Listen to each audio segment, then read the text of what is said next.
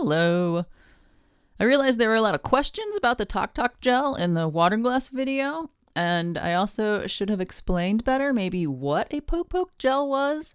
So I just wanted to do more of a show and tell video to talk about it and show some other examples and color combos. So the Toktok gel from the Waterglass nail, you know, these guys, my last video, is acting as the base coat like these poke gel sets, which usually come with at least like 2 gels, like this one from Amazon, like the black and white. Now, this set is on Amazon and in the supply list for the Waterglass nail. I like this set and I know it works, but it also has a 15 milliliter bottle of base coat. A lot of the other ones are tiny bottles and it's mostly giving you the potted gels.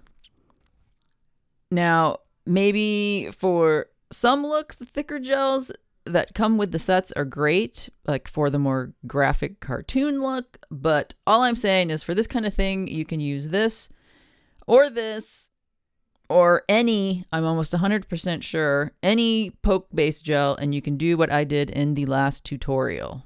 We are just not using the potted colored gels that come with the set, because I'm pretty sure it's mostly the base gel doing the work, even though they're always selling you the potted gels with the base coat. But for the realistic super dimensional water drops, it's also important to have a very fine, dense cat eye polish. That's how we're really getting that like hyper reality to the nails.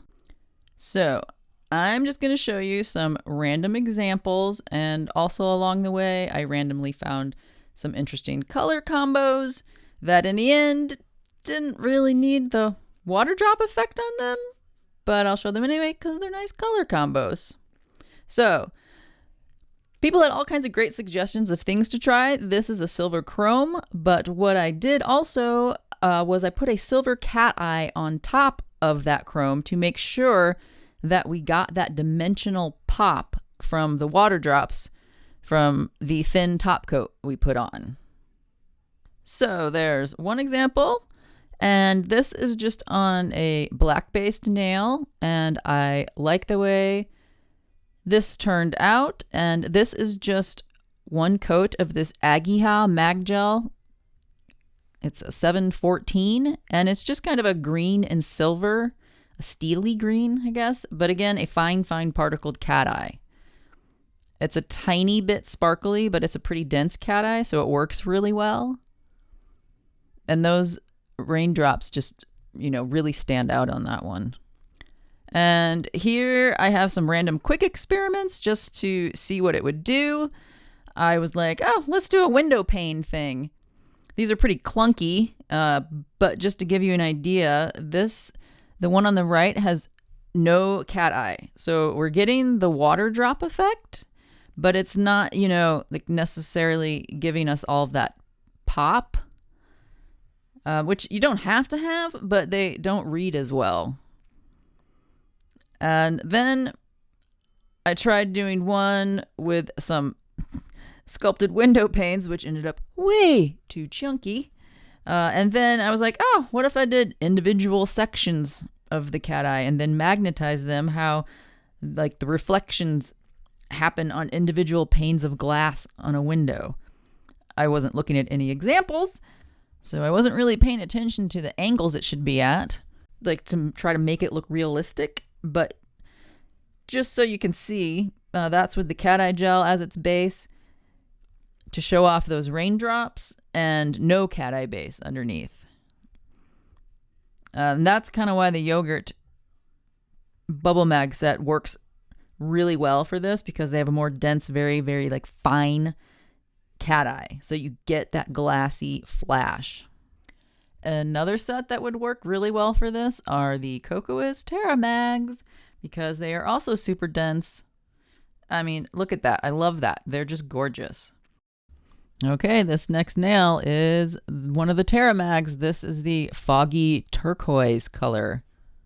I did one coat, and then I pulled all of the magnetic particles so that they were invisible, swiped them all away, cured that. So basically we just got a layer that is color, the color underneath of the gel. And then for the second coat, I went in and then I did the magnetized layer. So that's why we're getting a more intense color, and I could just use it on its own on the nail.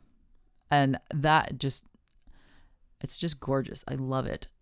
Any of the Kokoist Terramags would probably look the same way. Okay, for another Kokoist one, I went in with this by Muse number 25 from their syrup collection. That's the base. And then I used the Kokoist Mossy Stone. And if you can see that, as I'm moving the nail around, what I did is I did a stamping plate. And that was just the veins of a large leaf. So I did the first coat of the Kokoist. Then I just did a regular old nail stamp thing on there of a large leaf. Then I tried the water drops on it. And to be honest with you, I think this effect works best on a very simple nail, because even the leaf vein stuff going on was kind of too much going on the surface, and it took away from the water droplets. So then I was just like, well, I'm just messing around. So I did, I colored in around the border of the leaf with a few like syrupy greens to outline it a bit. Then I put another coat of the Kokoist on top.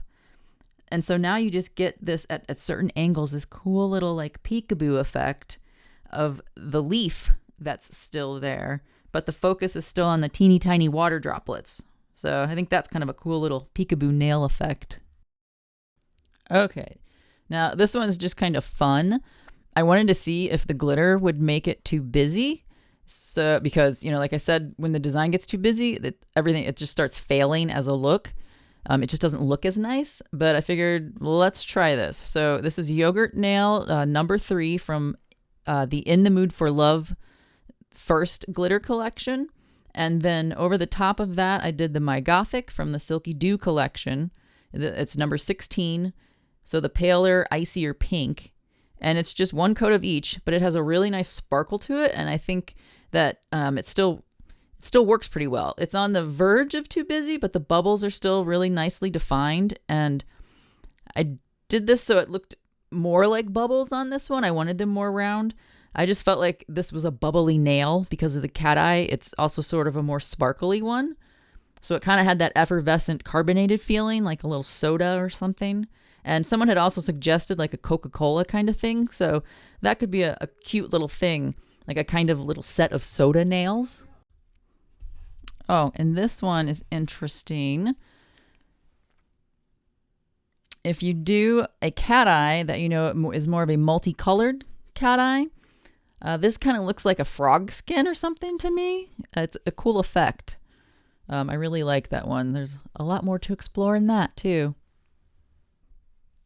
Okay, this one is the dupe I made to test my Amazon supply list. So that one was made with all the supplies on the Amazon list. It's a copy of the first blue one on the tutorial. Okay, and now we are kind of onto the cool color combos that I randomly discovered. Look at that. I like that aqua flash in there. It's just, it's so nice.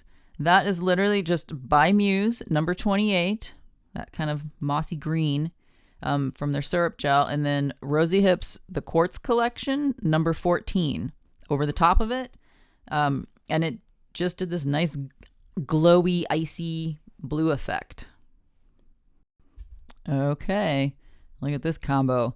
Look at that double little flash we get with that orange and the pink.